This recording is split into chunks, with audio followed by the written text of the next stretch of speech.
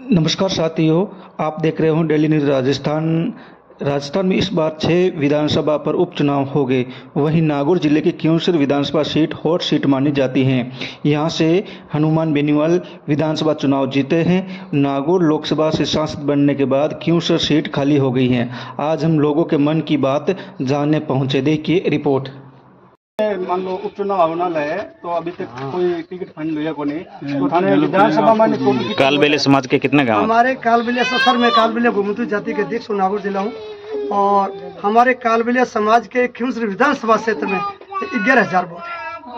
11,000 vote है जो हमारी हेल्प करेगा हमारे कालबेलिया घुमतू। सर मैंने भी काफ़ी टाइम हो गया और हमारे वडेरा भी काफ़ी टाइम से एमएलए के साथ घूमते हैं। एमएलए ऐसे काम करते हैं जो वोट ले लेते उस टाइम तो कि हम आपकी सुनवाई कर लेंगे, आपका पट्टा जारी करा देंगे, आपको कोई मांगे आपकी पूरी करेंगे। हमारे से अवशासन देते थे और हमारा कोई काम नहीं करते। जब अब हमारा अवशासन हमारे कालबेलिया घुमतू जाति का ये है, सुनो एकता है कि जो हमारे कालबेलिया समाज का काम करेगा, पट्टा जारी करेगा, जो हमारे साथ में आगे रह के हमारा काम करेगा तो हम उसी को वोट देंगे। हम कालबेलिया समाज क्यूंसर विधानसभा क्षेत्र से और नागौर विधानसभा क्षेत्र में एकता है सारे कालबेलिया।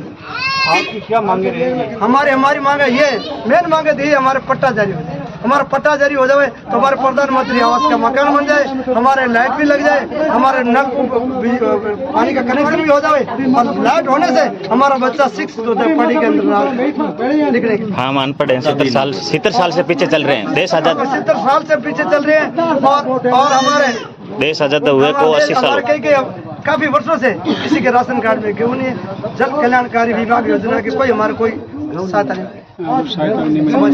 ठीक ये कोई भी नहीं सहायता नहीं मिली सर।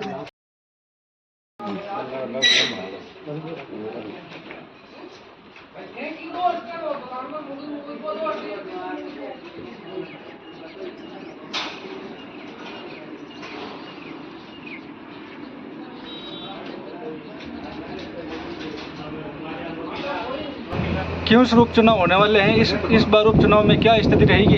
हनुमान बेनीवाल है साहब। तो हनुमान बेनीवाल ने ऐसा क्या काम किया? काम है रोडा बनाई दी, टांका बनाई दिया, लोग आम आदमी राधी रात रो हाजिर होनो, ब्याह में आवनो, किसान हर चीज टुबेला कराई दी मुल्क। और ये कह रहे रेवंत राम डांगा भी प्रबल दावेदार है, तो क्या स्थिति रहेगी? डांगा तो है प्रबल दावेदार की कौन पहल के 2009 आयो हम गए लारी। तो हनुमान बेनीवाल लगातार मान लो विधेयक है फिर सांसद बनते जा रहे, तो इस बार हनुमान बेनीवाल में ऐसे क्या मान लो काम किया ताकि आप उनके प्रति आकर्षित हो? काम साहब क्योंकि विधानसभा क्षेत्र के पड़ोसी विधानसभा क्षेत्र ओसिया है। ओसिया विधानसभा क्षेत्र में ने हर 5 साल कार्यकाल सरकार में सत्ता पक्ष विधेयक रहे अट विपक्ष में रहे खिवसर विधानसभा क्षेत्र। तो देख लो होशियार महीने स्थिति कहीं है खिवसर में कहीं अटी इतो ही ठापड़ दी। तो ये भी कह रहे हैं हनुमान बेनीवाल परिवार कर रहा है, यानी कुल मिलाकर टिकट इस बार है या नारायण जी या परिवार को दिया जाएगा। देखो खिवसर विधानसभा क्षेत्र है, इस महीने आप परिवार को सीट दे ही एंड परिवार को कैंडिडेट उतारी। ये पार्टी है, अब पार्टी नहीं हुए ना, पार्टी हुए 5, 10 या 5, 4 आदमी उतार दा परिवार हर क्षेत्र वो बाजिया करे परिवारवाद। खिवसर क्षेत्र खुद ही सीट है, इन परिवारवाद का ही है भाई। खिवसर क्षेत्र पूरे आप खुद ही सीट है कि नहीं उतारो ना भाई। पार साइड में तो उतारे कौन के 23 चुना वहाँ भी भाई नहीं उतार दियो और आप वाइफ नहीं उतार दी। बात तो की है कौन खुद ही सीट, एक सीट है, एक सीट में क्या परिवारवाद है। ये सब ढोगोसला है कि कौन।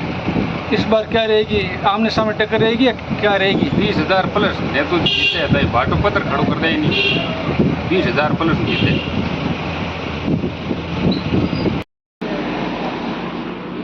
क्यूंसर का उपचुनाव होना है और भाजपा, कांग्रेस और अलोपा पार्टी तीनों ही उम्मीदवार उतारे गए।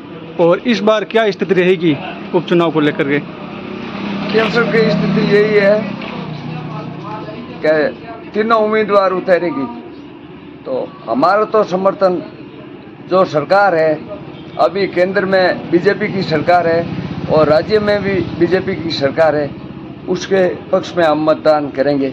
और जो भी उम्मीदवार उतारेगी कमल के फूल के निशान को समर्थन देंगे हम।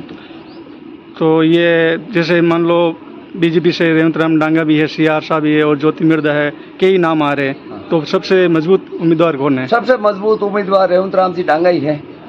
क्योंसर विधानसभा में सबसे मजबूत उम्मीदवार और सबसे तेज पकड़ उनकी है।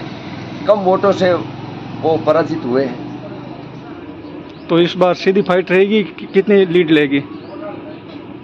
लीड तो अन्नाजन करीबन 15,000 लेंगे ये भाजपा प्रत्याशी रेवतराम जी डांगा क्योंसर विधानसभा से।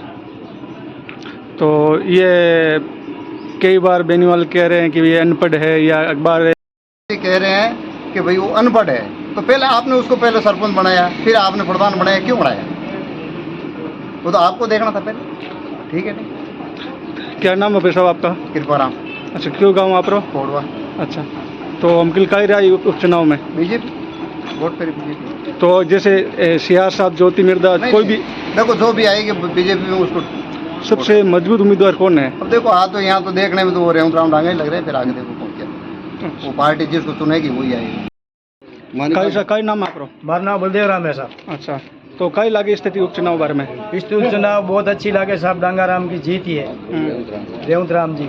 अच्छा, तो इनमें जैसे मान लो हाल टिकट फाइनल लिया कौन और सब मजबूत कौन लागे उम्मीदवार? मजबूत उम्मीदवार रेवंत राम जी डांगा के साथ। और रेवंत राम जी खाना का ही जैसे मान लो काम करे बोले का ही है, काम तो आ जाए करता ही है। सरकार उजन काम करी सब, सरकार है, राज्य सरकार है, जैसे काम तो करता ही आई है, करता ही रहेगी। केंद्र में भी है। हमारी तो बीजेपी सरकार आएगी। रेवंत राम हम रेवंत राम डांगा के शामिल में है। और कोई कैसे ऐसा बोलता है कैसे हो जाएगा। चुनाव को लेकर के इस बार क्या रहेगी क्योंसर की स्थिति? क्योंसर में आरएलपी और बीजेपी की सीधी भिड़ंत रहेगी। इसमें देखो दोनों के कर्म काम आएंगे और विकास मुद्दा रहेगा। तो अभी तक के बीजेपी की लिस्ट में कई अनेक नाम आ रहे हैं दावेदार के रूप में, तो सबसे प्रबल दावेदार कौन है? रेवंत राम जी डांगा। अच्छा, उसमें प्रबल दावेदार और मजबूत कैंडिडेट है। तो सीआर चौधरी का भी नाम आ रहा है, ज्योति मिर्दा का भी नाम आ रहा है, लेकिन रेवंत राम जी मजबूत ज्यादा है।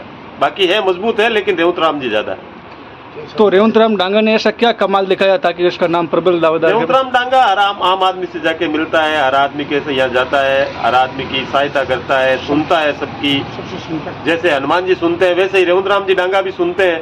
उस हिसाब से ही वो मतलब थोड़े मजबूत दावेदार है। ये भी सुनने में आ रहा है कि रेवंत राम डांगा की सरकार होते भी इतनी चलती है। नहीं, ऐसी कोई बात नहीं, चलती है वो, कोई बात नहीं है, चलती है, खूब चलती है। काम होते हैं, काम जो भी कहते हैं वो करते हैं। तो अभी एक बजट भी आया था करीब 27 करोड़ रुपए समथिंग। तो ये कह रहे कि इनका आया, ये कह रहे इनका आया, लेकिन इसमें तो बीजेपी की सरकार है तो बीजेपी नहीं सेक्शन करवाया, बीजेपी नहीं दिया है बजट को। इस बार क्या रहेगी स्थिति क्लियर, जैसे कांग्रेस की या बीजेपी की या रालोसपा की? बीजेपी और आरएलपी की सीधी भिड़ंत रहेगी, डायरेक्ट फाइट रहेगी, ज्यादा अंतराल नहीं रहेगा उसमें। मतलब कोई भी निकल सकता है, कुछ कह नहीं सकते। तो बीजेपी में जैसे ये आपस में भीतरघात चल रही है टिकट दावेदार के रूप में, तो ये आपसी फूट नहीं पड़ेगी? नहीं, वो कुछ फूट नहीं पड़ेगी, वो सब हो जाएगा। चुनाव आएंगे तब तक सब सेटलमेंट हो जाएगा, उसमें कुछ नहीं। बड़ा है, ठीक ही है। राजा साहब भी काम कर रहे हैं और अच्छी बात है। क्योंसर का विकास तो राजा साहब ने किया है और राजा साहब ही करेंगे, दूसरा कौन करेगा? धनंजय सिंह जी है, राजा साहब है, वो क्योंसर की सुनते भी है और क्योंसर का विकास भी करते हैं और क्योंसर की जनता का मान भी रखते हैं और क्योंसर की जनता भी उनका खूब मान रखती है।